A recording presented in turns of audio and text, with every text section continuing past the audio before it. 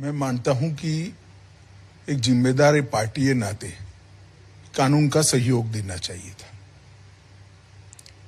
ये सारा जो मामला है ये कहीं ना कहीं कोर्ट ने रजिस्टर की हुई एफआईआर के बेसिस पर चला है,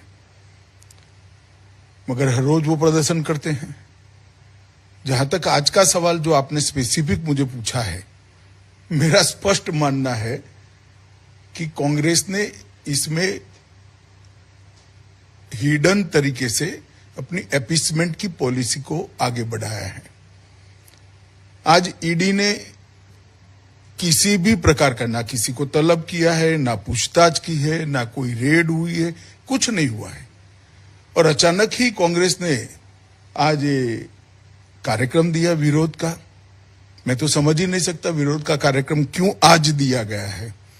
और हर रोज जब विरोध के कार्यक्रम होते थे तो अपने अपने ड्रेस में होते थे। आज सभी के सभी लोग काले कपड़े पहनकर करें। मैं मानता हूं कि आज ही के दिन इस देश के प्रधानमंत्री श्री नरेंद्र मोदी जी ने राम जन्मभूमि का शिलान्यास किया था।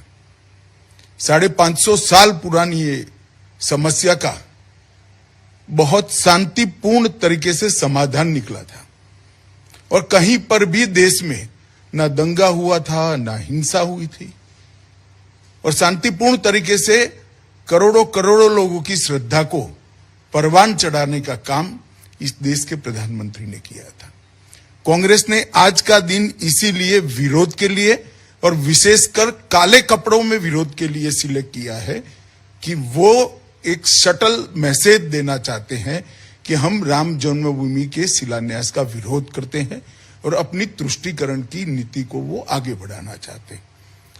और मैं तो यही कहना चाहूंगा कि तुष्टीकरण की नीति न देश के लिए अच्छी है न कांग्रेस के लिए अच्छी है।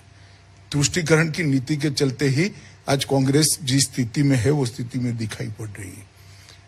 और जहां तक ईडी का सवाल है, सभी ने देश के कानून की व्यवस्था का सम्मान करना चाहिए और सहयोग करना चाहिए। आज अयोध्या दिवस है। सैकड़ों वर्षों से हर भारतीय जनमानस को, आस्थावान भारतीय को इस दिवस का इंतजार था। श्री राम जन्मभूमि मंदिर निर्माण के कार्य का शुभारंभ दिवस, भारत के लोकतंत्र को सम्मान देने वाला दिवस, भारत की न्यायपालिका की ताकत को दुनिया के सामने एहसास कराने वाला दिवस, यानी भारत के उच्चतम न्यायालय के सम्मान का दिवस। सैकड़ों वर्षों से हर भारतीय की तमन्ना थी, हर आस्थावान भारतीय इस दिवस का इंतजार कर रहा था और उन सबके मन में एक ही भाव था कि भारत की आस्था का सम्मान हो। माननीय उच्चतम न्यायालय के फैसले से एक सर्वानुमति बनी और अयोध्या में 5 अगस्त 2020 को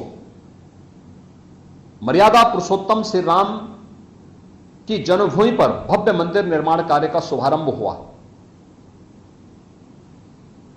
प्रातःकाल से ही अयोध्या में लाखों की संख्या में श्रद्धालुजन आकर के अपनी आस्था को वहां व्यक्त कर रहे हैं।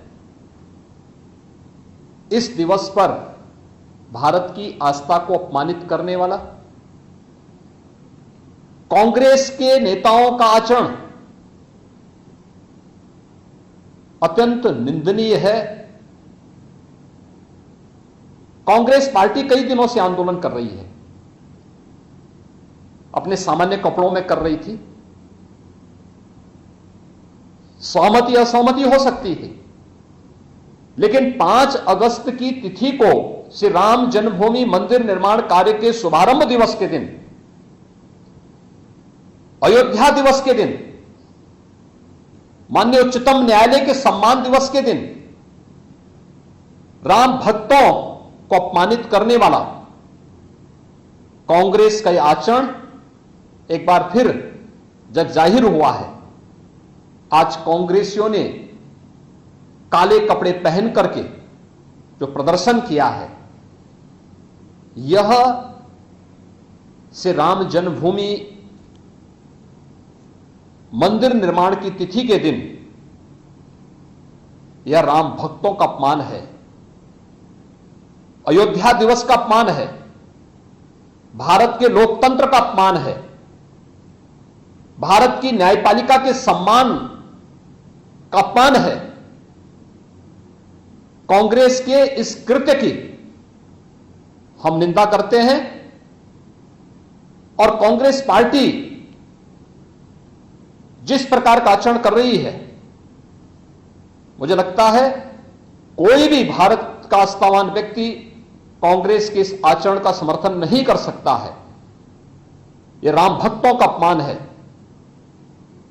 कांग्रेस पार्टी को अपने इस कृत्य के लिए देश की जनता से माफी मांगनी चाहिए। इस प्रकार के कृत्य को इस देश कतई स्वीकार नहीं कर सकता।